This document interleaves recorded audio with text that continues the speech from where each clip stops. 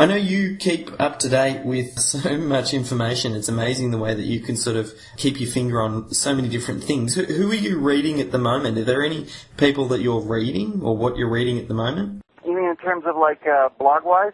Yeah, blogs and even just any books or anything that sort of, you see, yep, this is where I'm getting a lot of this information. Like you're distilling so much, and a lot of it's obviously going to be your own insights, but I always like to know where the influences from great thinkers come from. Yeah, obviously, there's the books that are out lately, the things like Super Freakonomics. At the end of the day, they boil down to, incentives are important, but it's the way they tell the story. And so I shouldn't say anything. Just about, incentives drive just about everything. But the way they tell their stories, their observations, tremendous story, with the other one by Malcolm Gladwell, What the Dog Saw. There's things in there that just, writers like that just spark your thinking and your imagination.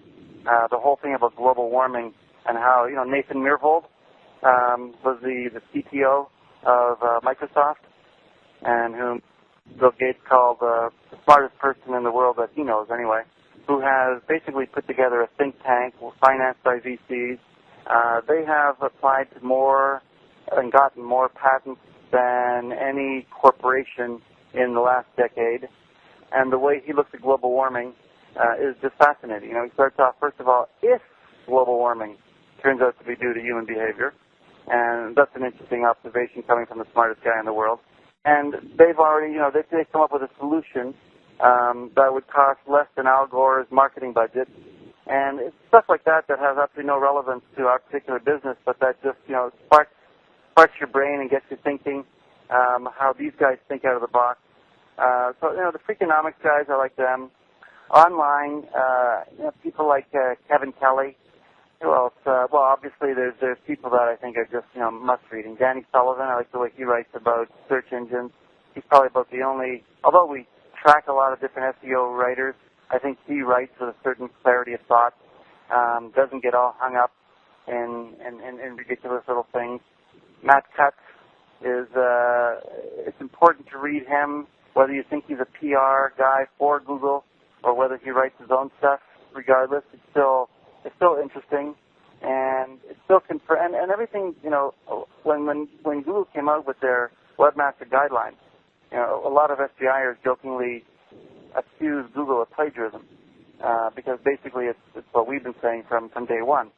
Matt Cutts and Danny will, and some other analysts will take a lot of that stuff and just keep pushing it. But at the end of the day, it still all fits into the CTPM model, but coming at it from different angles, which can stimulate our way of thinking.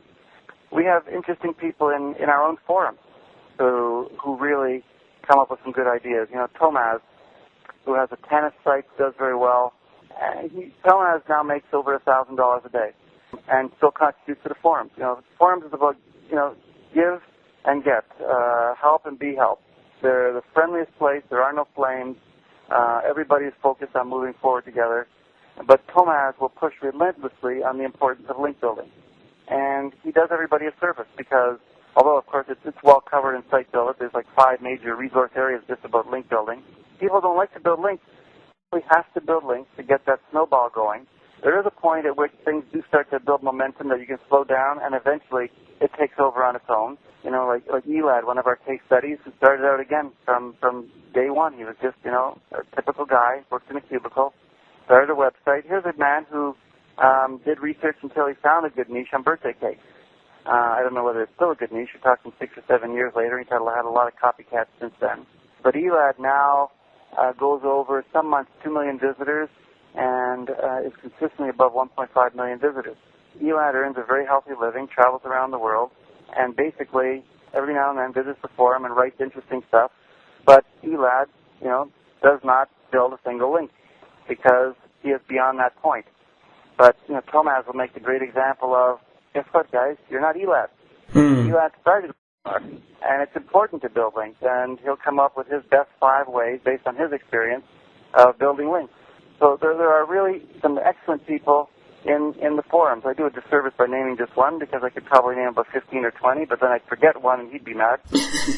So even in the forums, there's great people. You know, people like John Battelle. I like reading the pro blogger and the copy bloggers. What's their names? Darren Rouse. They're in Australia, or pro blogger is. Because it's just good writing, good writing about blogging. It's not just particularly because I believe in blogging, but I like the way they write. I like the way they think, you know. People who regurgitate, people who basically spit out the same things, they're the ones who get chopped. Seth Godin, of course, is on my list. I enjoy reading Seth Godin. Tim Ferriss with the 4-hour work week, you know, although he has a flawed model, the concept is interesting. Parts of it are very much CTPM, but his monetization models are flawed. They're not a way that most people are going to be able to actually earn income.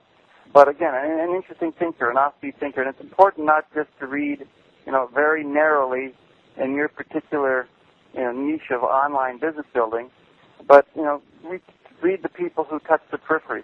So there's no end of good bloggers out there, and that's really, although I tell you that blogging is not the right medium for most small business people, for who we track, it's basically all bloggers, because we're not interested in a general site about blogging, about search engine optimizing, about whatever.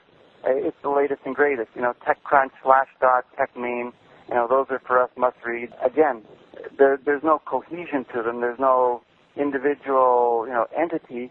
They just will pick good stuff. Again, most of it that's irrelevant to the average small business person.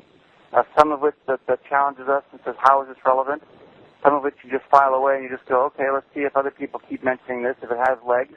We don't have to be on the cutting edge. We tend to bleed on the cutting edge. You know, when we were talking about Web 2.0, that was like cutting bleeding edge stuff.